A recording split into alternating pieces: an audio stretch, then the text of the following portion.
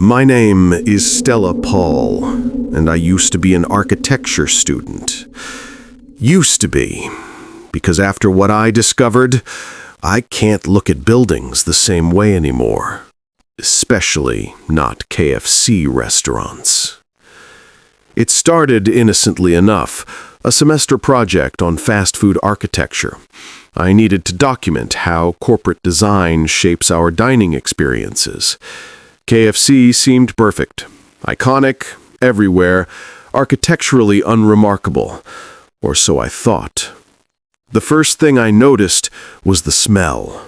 Not just fried chicken, but something underneath it. Something organic and earthy, almost fungal. It clung to my clothes, my hair, lingered in my nostrils hours after leaving. Every location had it. I thought maybe it was just grease in the ventilation systems. I visited 30 KFC locations across 5 states over 3 months. I photographed everything, measured every room, created detailed floor plans. My professors praised my thoroughness. They didn't see what I was starting to see. When I compiled all the layouts digitally, overlaying them to compare differences, my stomach dropped. Despite appearing different cities, different decades of construction, different external designs, they shared exact dimensional ratios. The kitchen to dining room proportions were identical down to the inch. The placement of fryers, freezers, and bathrooms followed a precise pattern that couldn't be coincidental. But what really disturbed me were the basements. Every single location had a basement access point. Always locked, always in the same relative position, hidden behind or near the walk-in freezer. When I asked managers about them, their responses were unnervingly similar, as if reading from a script. Just storage, foundation access, employee restricted area. When I pressed for details, what was stored down there, could I see the blueprints, they became defensive or suddenly couldn't remember why the access existed at all. One manager in Ohio actually seemed frightened when I asked. His hand trembled as he held his coffee. "You don't want to go down there," he said quietly, glancing at the other employees. "Some places in this world, you just don't go. Understand?" I didn't understand. Not yet. I filed FOIA requests for the building permits of every KFC I documented. It took weeks, but the documents that came back changed everything. The basements were massive, significantly larger than the restaurants above them. A location in Tennessee had a basement extending 40 feet underground. One in Indiana showed 3 sub-levels on the original plans. The architectural drawings showed rooms labeled with cryptic codes: CR1, Proc 7, Origination. No explanations, no standard architectural terminology. Then I found the permit from a Kentucky location built in 1969. Tucked in the back, barely legible, was a handwritten note in the margin. Foundation excavation revealed pre-existing structure. Incorporated into build as requested by owner. Structure appears to predate modern construction by centuries. Advised against building integration, but owner insistent. Payment received for silence. Pre-existing structure, centuries old, built into a KFC in 1969. I became obsessed. I stopped attending classes, stopped sleeping properly. My roommate Jennifer begged me to let it go. "It's just a restaurant chain, Stella. You're losing perspective." But I couldn't stop. I'd found something wrong, something hidden in plain sight. I located a KFC in Louisville, closed for renovation. Perfect opportunity. I waited until 2 a.m. on a Tuesday and broke in through a back window. My hands shook as I navigated through the dark restaurant with only my phone's flashlight. The smell was stronger here, that fungal earthiness intensified without customers and cooking to mask it. I found the basement access exactly where I knew it would be, behind the walk-in freezer. The door was heavy, industrial, with a lock I managed to pick using techniques I'd learned from YouTube videos. It swung open with a groan that echoed down into darkness. The stairs descended into absolute blackness. Cold air rushed up, carrying that smell, stronger now, almost alive. I started my phone's video recording. Evidence. I needed evidence. "Okay," I whispered to the camera, my voice barely steady. "I'm going down. If something happens to me, Jennifer knows where I am. This is KFC on Market Street, Louisville. It's 2:47 a.m., November 3rd. I descended into the dark. For the first 3 minutes, it was just concrete stairs. Cold, modern, descending. My phone's light barely penetrated the darkness. At minute 4, the stairs changed. They became stone, hand-carved, ancient, worn smooth by centuries of footsteps. That's when I should have turned back. At minute 7, I reached a chamber. My light swept across walls covered in carvings, symbols that hurt to look at. Geometries that shouldn't fit together but somehow did. My eyes watered. I felt nauseous just viewing them. Then I found what I started calling the original kitchen. Stone ovens, blackened with age. Ancient tools hung on the walls. And in the center, carved deep into the floor, a recipe written in Latin. My hands trembled as I translated aloud for the camera. "The flesh of the willing, prepared in fire, consumed in devotion, creates the bond eternal. 11 offerings to seal the gate, 11 spices to mask the truth. 11 spices, the secret recipe." At minute 10, I heard footsteps. Above me, but also below me. I panned the camera down and realized the floor wasn't solid. It was a grate. Beneath it, something massive was moving in the darkness. Something that breathed, wet and rhythmic. I ran. The video shows only chaos. Bouncing light, stairs, my panicked breathing. But then I stopped. I was back at the bottom. The same chamber, but I'd been running up. The stairs, I heard myself say on the recording, they only go down now. How do I go back up if they only go down? The video ends there. I don't remember how I escaped. I woke up 3 days later in a hospital.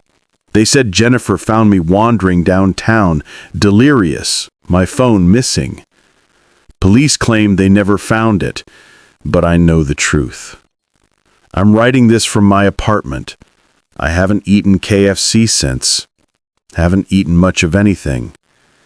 Because sometimes, late at night, I still smell it. That fungal, earthy scent. And I can hear something breathing beneath my floor. About 27 years ago, I started working at this KFC not too far away from where I lived with my deadbeat dad. If you feel a job is not right for you or something bad is about to happen, just quit. Up to this moment, I keep regretting my choices when I was 17. I needed the money desperately. Dad spent whatever welfare checks came in on beer and cigarettes, leaving me to fend for myself. The KFC on Marshall Street was hiring, and they were willing to give me the night shift, 10 p.m. to 6 a.m. The pay was slightly better, and honestly, I preferred being away from home anyway. The first few weeks were unremarkable. I'd mop floors, clean fryers, prep for the morning crew, and occasionally serve the odd drunk customer stumbling in at 2 a.m. My manager, Dennis, was a pudgy guy in his 40s who mostly sat in the back office watching security monitors and eating popcorn chicken. I didn't mind the solitude. The hum of the industrial refrigerators and the smell of grease became oddly comforting. It was during my third week when I first noticed him. A man, maybe in his 30s, with a gaunt face and dark circles under his eyes. He'd come in around midnight, order a single biscuit, and sit in the corner booth for hours. He never ate it, just stared at it, occasionally glancing up at me. His eyes had this vacant quality, like he was looking through me rather than at me. Dennis noticed too. That guy's been coming in every night you work. Hasn't come in on anyone else's shift, just yours. A chill ran down my spine, but I brushed it off. Lots of lonely people find comfort in 24-hour restaurants. I told myself he was harmless, just another lost soul looking for a warm place to exist. I should have trusted my gut. I should have said something. But I was 17, broke, and afraid of seeming paranoid. That's when things started getting worse. The man started showing up earlier each night. First midnight, then 11 p.m., then right when my shift began at 10. He'd order the same biscuit, sit in the same booth, and watch. Sometimes I'd catch him whispering to himself, his lips moving rapidly like he was having an intense conversation with someone who wasn't there. One night I found a note tucked under the napkin dispenser at the counter. Scrawled in shaky handwriting, "You remind me of my son." My hands trembled as I shoved it in my pocket. I showed it to Dennis, but he just shrugged. "Look, unless he threatens you, there's nothing we can do. Just keep the counter between you and him." That wasn't good enough. But what choice did I have? I needed this job. Dad had been on a 3-day bender and the rent was due. So I kept working, kept pretending everything was fine, even as the man's behavior escalated. He started timing his departures with mine, leaving exactly 2 minutes before my shift ended at 6 a.m. The walk home was only 15 minutes, but those 15 minutes became torture. I'd hear footsteps behind me, always maintaining the same distance. When I'd turn around, he'd be there, half a block back, watching. I started taking different routes, but somehow he always found me. It was like he knew every street, every alley, every shortcut in the neighborhood. I told Dad about it one evening. He barely looked up from his beer. "Stop being paranoid. People walk on streets. That's what streets are for." I realized then that I was completely alone in this. The breaking point came on a Friday night in November. It had rained earlier, and the streets were slick with fallen leaves and oil. My shift ended, and as usual, I saw him waiting outside, smoking a cigarette under the broken streetlight. I decided to run. Just sprint the whole way home and lock myself inside. I made it 4 blocks before I heard the car. It wasn't his car. That's what haunts me most. The man who'd been following me was still behind me on foot when the sedan came barreling around the corner. The driver was texting, running a red light at 50 miles per hour. I saw the headlights, heard my stalker scream, "Move!" and then impact. I woke up 3 days later in the hospital. Shattered pelvis, broken ribs, punctured lung, severe head trauma. The doctor said I was lucky to be alive. Lucky. That word felt like a sick joke as I lay there, unable to move, every breath sending lightning bolts of agony through my chest. The bodily pain was nothing compared to what came after. The nightmares started immediately. Violent, visceral dreams where I'm always running, always being chased, and always getting hit. I'd wake up screaming, drenched in sweat, my heart hammering so hard I thought it would explode. The doctors called it PTSD. I called it hell. Here's the twisted part. They never found my stalker. He vanished that night, and despite police investigations, he remained a ghost. Sometimes I wonder if he was ever real, or if my traumatized brain invented him, but I still have that note. You remind me of my son. 27 years later, I still can't walk past a KFC without feeling nauseous. I spent 2 years in physical therapy learning to walk again. I've been through 8 different therapists. I take medication to sleep, medication to function, medication to keep the panic attacks at bay. I'm 44 now, and I've never held a job for more than 6 months because the night terrors make me unpredictable, unreliable. My life was derailed that November morning, and I trace it all back to one decision: staying at a job that felt wrong because I was too afraid, too broke, too stubborn to walk away. If something feels wrong, if you feel unsafe, if every instinct screams at you to leave, listen. Listen to that voice. Your life might depend on it. Mine did, and I didn't listen soon enough. I'm still paying the price.